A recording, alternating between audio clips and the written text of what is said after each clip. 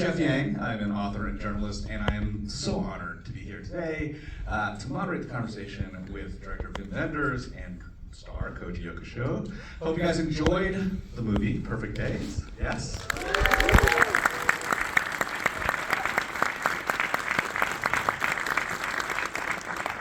It's such a lovely film. I'm so glad you guys got a chance to see it on big screen. I saw it on a slightly smaller one on a screener, heartbreaking. But welcome to our Super Bowl, guys. This is certainly the most important moment of my weekend right here, share with you.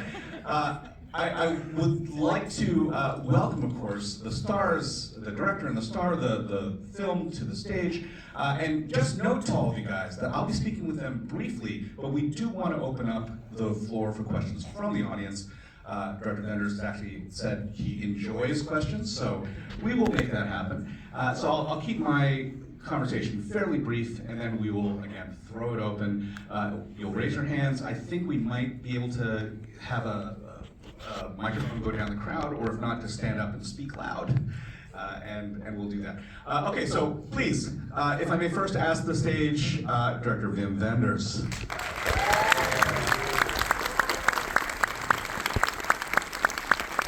Thank you so much for joining us today.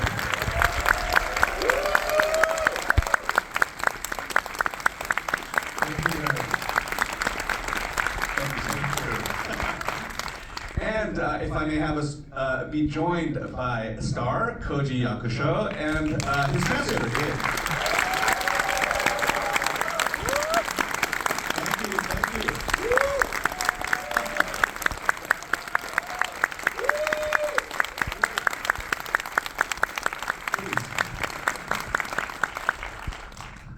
All right.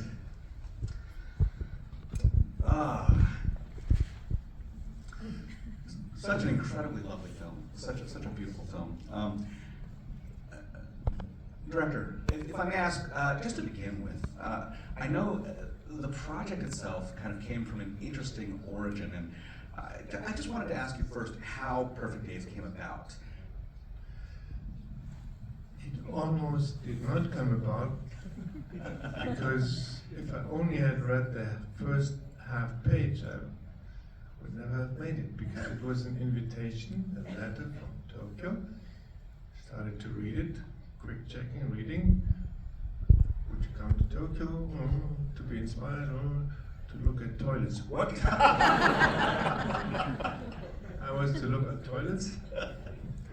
That was the critical moment. Once I got over that one, I got interested, because these toilets were not just any toilets. They were an art project, also a social project, and it was 15 great architects who had agreed to build something small, not just banks and museums. They built, one of them built the Tokyo Olympic Stadium, other people built museums all over the world. These guys, these famous architects, built the tiniest unit possible for an architect, I think, which is a public toilet.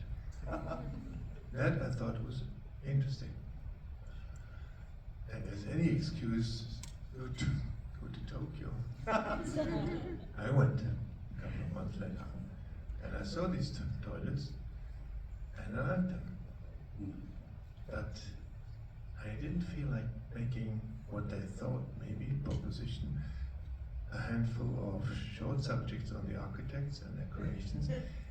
No, that was not what I was wanted to do, because I realized there was something big behind this, behind these toilets and what I saw in Tokyo, and coming back to Tokyo after a long absence, I realized there was something to tell. They had just come back out of the longest lockdown, the people of Tokyo, 2 years almost. And where I come from Berlin and Europe, the end of the lockdown was not pretty. People came to party everywhere in the streets and the parks, and the little park where I lived is destroyed in 2 weeks. It became a garbage dump. People, it seemed to me that the pandemic had one big victim, which was the sense of the common good in many places, but not in Tokyo. That week when I came to see the toilets, so I was the only foreigner because I couldn't you still needed a working visa to get there, and they sent me that. It was so endearing to see how the people of Tokyo came back and had parties and had barbecues in parks and cemeteries where it's allowed to do that. And it was so nice to see that they cared for their places, and then with what respect they would pick up every cigarette butt afterwards. Unthinkable where I came from. They just left everything, bottles, paper, whatever. So I loved that, and I realized there was something in Tokyo that I always respected so much, which was the sense of the common good and the love of detail and so many things. And I realized, hey, if I can shoot here in Tokyo instead of 4 or 5 times, 4 times, 4 days, they thought to do these short featurettes, I would have 16 days. And I told the producers who had asked me to be inspired to see if I could do something about these architects.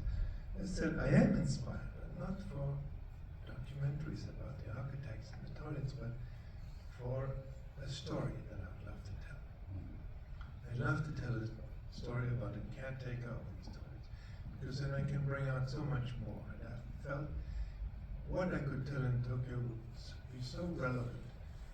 And after all, it was the first feature film I would do after the pandemic, and I had always wondered, how are we all going to live afterwards? Are we going to go on the same old way? And actually, the way we went on was worse than before.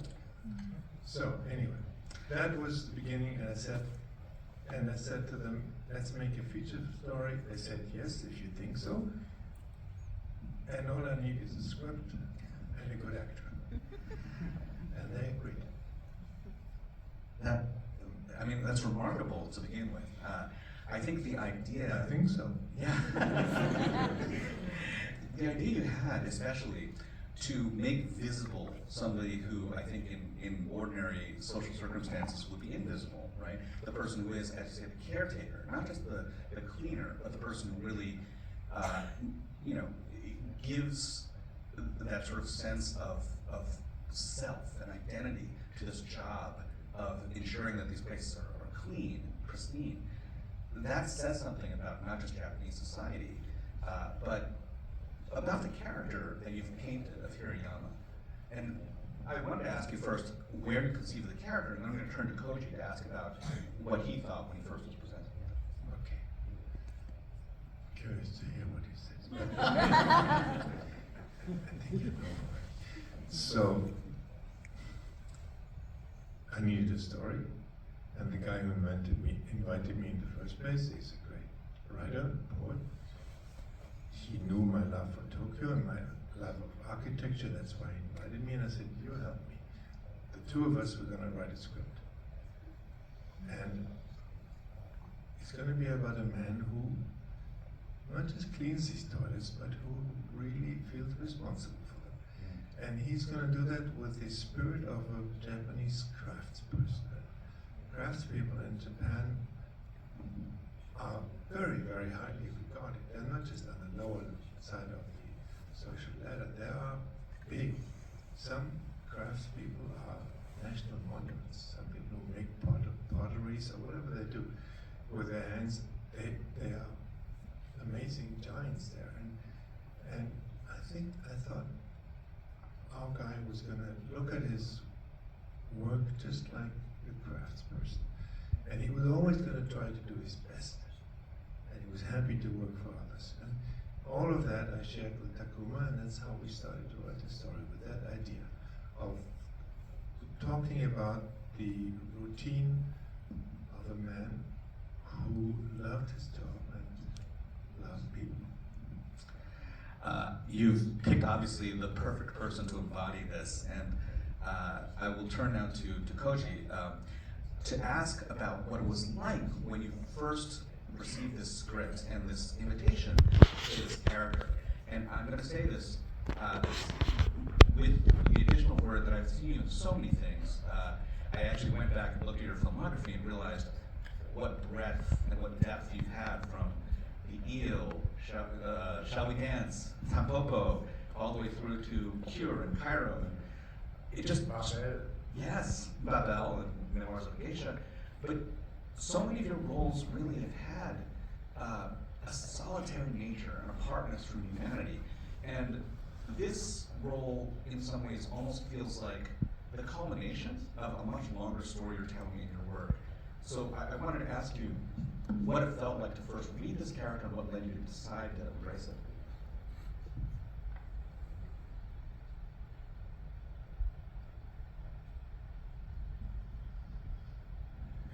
そうですね。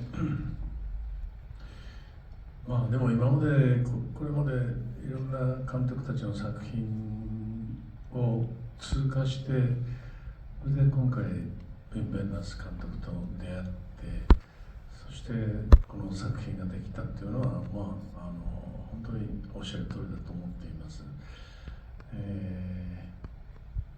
まあウェンダース監督は僕のシャルビダンスをご覧になって僕のことを知っていたとおっしゃってくださってましたけども、まあひょっとしたらそれがなかったらこういう出会いがなかったかもしれないと思っています。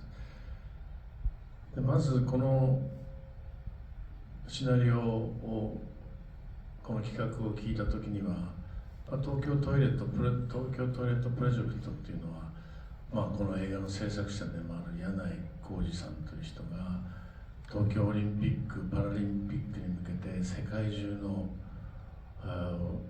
お客さんをおもてなしする意味も込めて個人的な私費を投じてやってらっしゃるプロジェクトなんですね。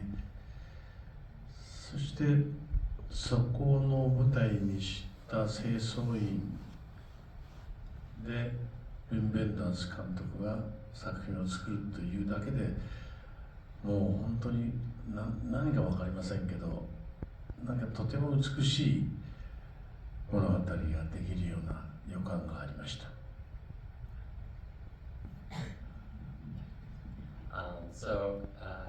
Until now, there's been all of these films that I've worked on with various directors, and it's exactly as you say that they all kind of led me to this point of meeting Wenders here. And in terms of how he first saw me, he mentioned that he saw Shall We Dance, and so if I hadn't done that film, I may not have ever met Wenders. And as for the script, the Tokyo Toilet Project is a project that was funded by Mr. Yanai, one of the producers of the film, and it was a project he started to welcome people to the Tokyo Olympics and to sort of show off the Japanese sense of hospitality. And so he personally invested in the project, and the fact that I am here, playing this toilet cleaner with Wenders as the director is remarkable, and really that's all I heard in the beginning. There was no script, but I heard that there was this subject matter and he was the director, and that's all I really needed to say yes. And I had a feeling that this was going to be a beautiful film. We could actually write the script with Koji in mind, just so you understand.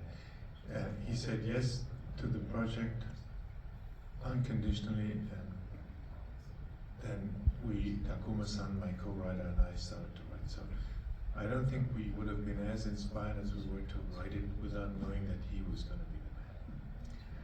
I mean, it is truly remarkable how deeply he embodies this role. From the very beginning of it, there's something about the expression on his face, that sort of expression of contentment, of sort of being at peace with his surroundings, and we see that throughout the film. That he's somebody who manages to have this very sort of deep routine that he embraces, that he celebrates. There are only a few moments where it feels like the world kind of cracks that shell of kind of placid contentment. And I want to ask you, Director, about what it was like to direct Koji-san in this role, given the language difference, of course, and given the fact that so much of the film is without language.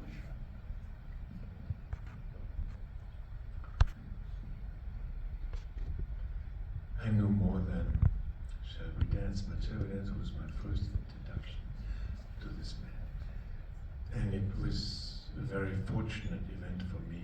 Did anybody see the original Shall We Dance? Not the American remake, but some people saw it. Good. And if you know the film, you know how he played it, and you know the kindness of this character. And my connection to him goes back and is based on the idea that as I'm a movie director in my family, they always refer to me when it comes to the Christmas movie.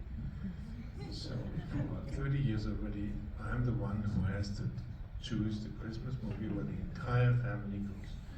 Young, middle, old, everybody.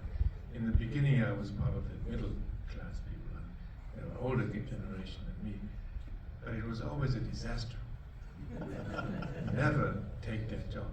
To take 3 generations to the same movie. And the only thing that ever worked out was Shall We Dance. Everybody was happy. And afterwards I showed it to all my friends, and I know it by heart because I got to know his acting so deeply and so well. And I noticed one thing about this man, it's his eyes. And I saw it in all the other movies. It's the kindness in his eyes. And he has these very expressive eyes. So writing for him was the condition to do it. And we knew what kind of character we wanted. And we didn't have much time to talk at length before we had a couple of conversations. And he had done his job. He had learned how to clean toilets. He had gone with the people who do this normally as a job.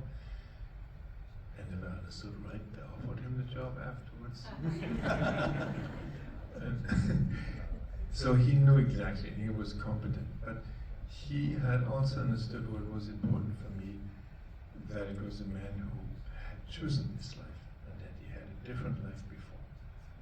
A privileged life. You guess that in the movie after his sister comes in and stuff. You realize, well, she drives a Lexus, so he probably had a car like this, and he comes from a privileged background, and that's all we wanted to give as a hint. But we had a backstory for the character, and he got to know that, and he knew that I wanted a character who was on his own free will leading this life and liked it and wanted to do it, and has chosen to be a man who lived with very reduced needs. When he reads a book, it's a used book to begin with, and only when he's finished it, he goes and buys one other one. He doesn't buy a stack, even if they only cost $1, he buys one. And that's the philosophy of his life. And he buys one film, you notice that. Not a box full of films, like we all would do. So, and that's the big difference. To just want what you need, that you only need one film, and he has his music. And we figured when we were writing the script, that music was the music of his youth. In the 70s, you all had cassettes, if you were young enough. The older ones. And you all put your cassettes into the attic, right? Or you threw them away. And he remembered that this was the only time in his life that he loved music. And he found his cassettes on the attic. And that's one of the few things he took into his new life, these cassettes and his books. And his own little camera. And if any of you still have your cassettes, or if you have them in the attic, save them. You can buy a ticket, first class ticket to Tokyo. I pay for them by selling those tapes, for sure. I have to say, I actually had a little bit of a laugh out loud when I saw him using the pencil to twirl the tape cassette to rewind it. I was like, my son will not recognize this and understand what it is. So he really understood exactly that idea of a man living with reduced means, and he liked it. And our work, the first thing we did together was not shoot. We went to the set. We went to the set to see if he liked his apartment and if he could live there. And when we came to the set, the art department had set it up. We had found this beautiful empty place. And when we came there, it was full. Art departments tend to make places full. So we went up the stairs that you've seen, and it was full of stuff. Tables and chairs and God knows what. And I said, Koji, you pointed everything that you do not need. at the end of that session, an hour or two, there was nothing left. That was our first common thing to do. I regretted that he said no to the chair because I then had to sit on that floor. As a director is not the greatest thing, unless you are Japanese. That's remarkable. I wanted to, Koji-san, ask you, I mean, the relationship, the communication that you had with director Wenders is clearly so remarkable in your performance. I mentioned that there are just sort of two moments where the composure of Hirayama is broken, and one of them is when his coworker, his happy-go-lucky coworker, quits unexpectedly. But then the second time is towards the end, at the very end of the movie, where he's driving after having spent that evening with the husband of the bar owner who has cancer. And I wanted to ask about that scene in particular because it's one which shows so much that we have not really heard about Hirayama's other world, his life before. He's smiling and his tears are, kind of streaming in his eyes, and there's something about that moment. I don't want to ask you to reveal too much about what you talked about in framing that scene, but if you could share a little bit more about what was going through your head when you were actually setting up for that sort of climactic moment of the film. まず後輩の清掃員が辞めていってそのシフトが変わって平山さんに大変労働時間が長くなって怒り出すシーンがありますけど、特に台本には怒るというふうな言葉はなかったんですね。でも監督はここのシーンは映画の中で平山が一番怒っているシーンにしたいということで、できる限り怒りました。このシナリオ全体にその微笑むとか怒るとかそういうことは特に書いてなかったんですけども、監督はこの時々空を見上げて木漏れ日を見て微笑むという演出をしてくださって、ほんでここでシフトが変わって怒り出すシーンもとても下手をすると立派な修行僧みたいになるところを本当に一般我々と身近な人間に近づけてくれた演出だったですね。それと影踏みのシーンは台本を読んでいて外国の人はこの影踏みというものを理解してくれるだろうかなと思いながらやりました。何か親父2人がちょっと調子に乗って、影踏みをしているシーンを見て、お客さんはどういう反応してくれるんだろうかなと思いながらそのシーンをやりました。So, first off, when his young colleague quits the job very unexpectedly, Hirayama gets very angry, and in the script there was no description that Hirayama gets angry, but Vim did say in that moment that Hirayama needed to be the angriest in the entire story. So I did, and overall in the script there wasn't a lot of description of emotion, and yet Vim would tell me at times to look at the komorebi and smile a little bit, or that sort of thing. And I think what that really did, especially in that moment when his shift gets elongated and he's really upset, is it made him not like a training monk or something, but more like a human that we can all relate to. And in terms of the shadow stepping scene, what I wondered in that scene was, will people outside of Japan understand what's going on, and will they enjoy seeing a couple of funky old guys just stepping on each other's shadows? That was something that was in my head. Remarkable. Does anybody know this?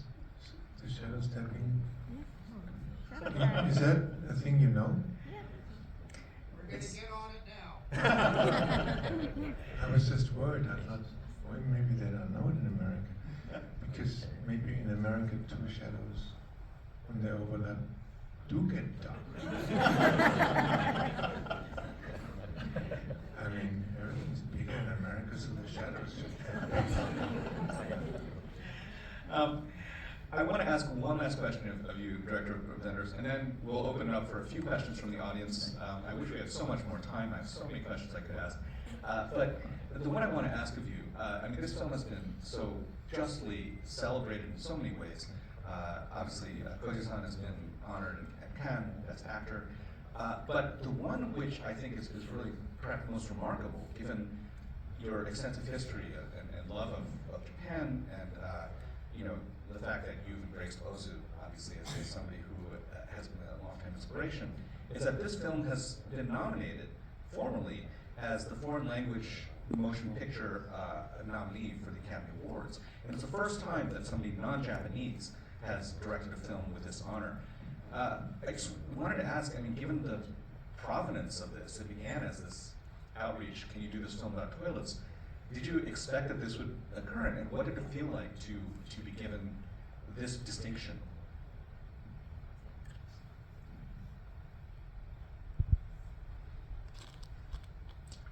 Never occurred to me that I would represent Japan at the Oscars. And of course I didn't think of it. I mean, I was happy that we made the film. It was a gift for me to make this film. I mean, I've made many movies. This film had really, for me, deeply fictional beginnings. I wanted to tell a story and create this character. And before I knew it, this character was there, and I realized for the first time in my life, really, I could do something to cross these two genres, the fiction and the documentary. And Koji Yakusho allowed me to actually shoot a lot of it like as if it was a documentary. With this man, after a couple of days of shooting, I did not rehearse it. I shot the rehearsals. And you only do that in a documentary. You never do that in fiction. It never crossed my mind to ask a fictional actor who presents a character, can I shoot the rehearsal? And it was such an incredible feeling to work on this, sometimes with documentary methods, but still tell a story.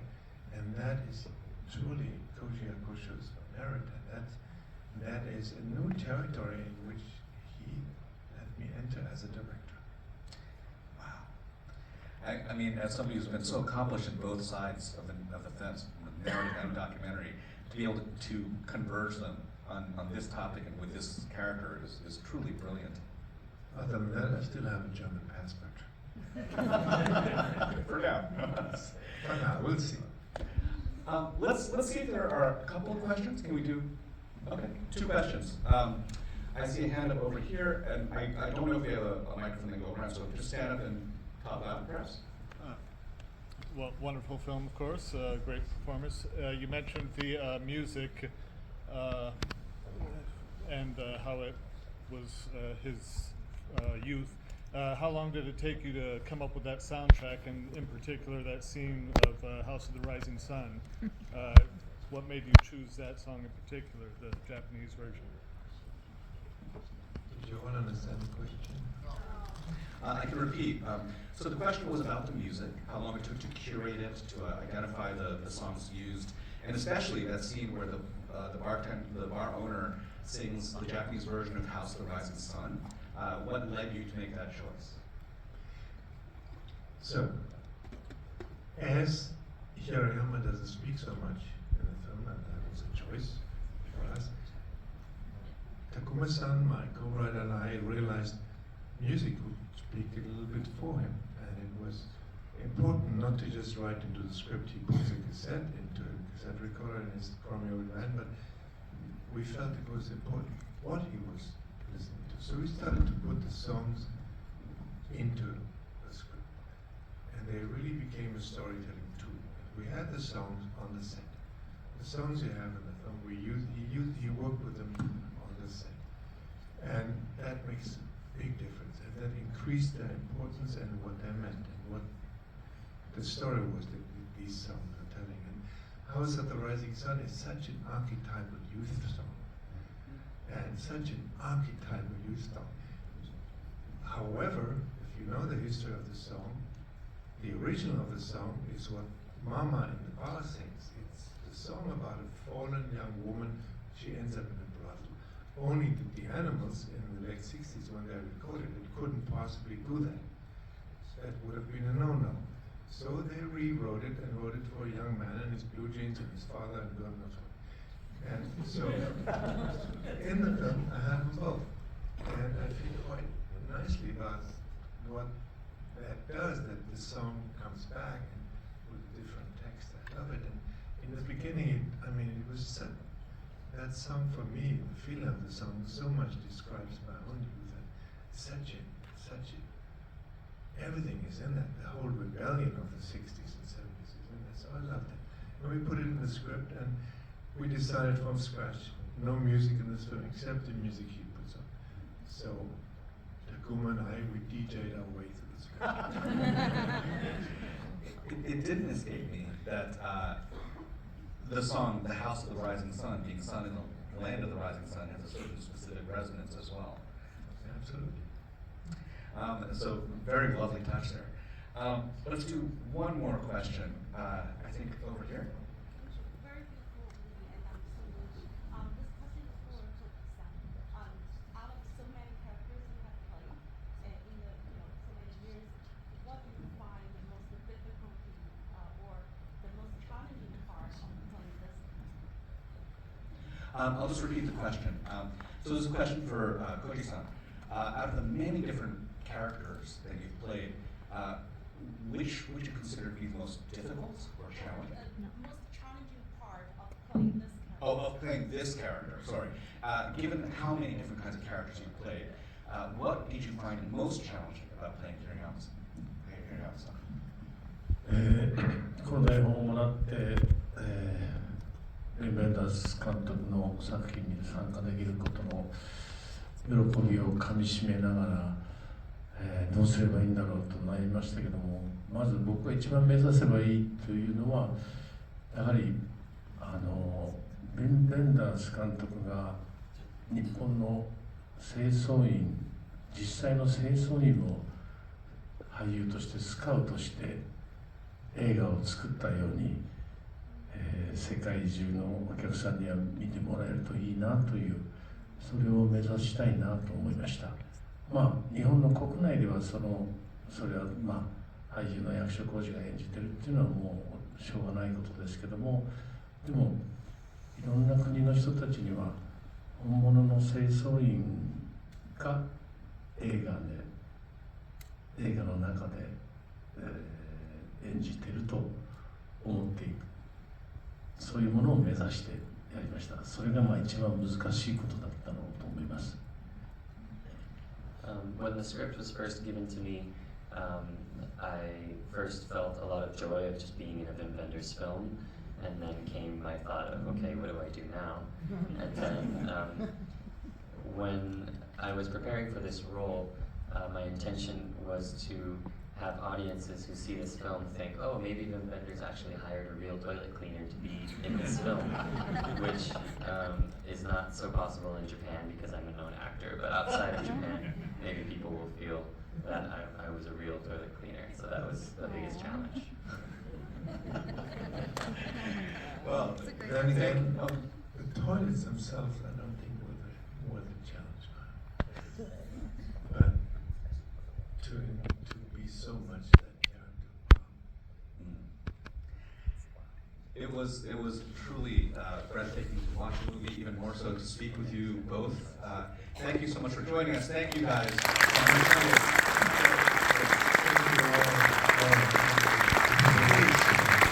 Tell your friends about this film. Please encourage them to come see it.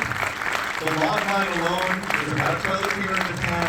Doesn't do it justice fully. But when you've seen it, now you have tell the world. Thank you guys so much. Thank you, Mia, for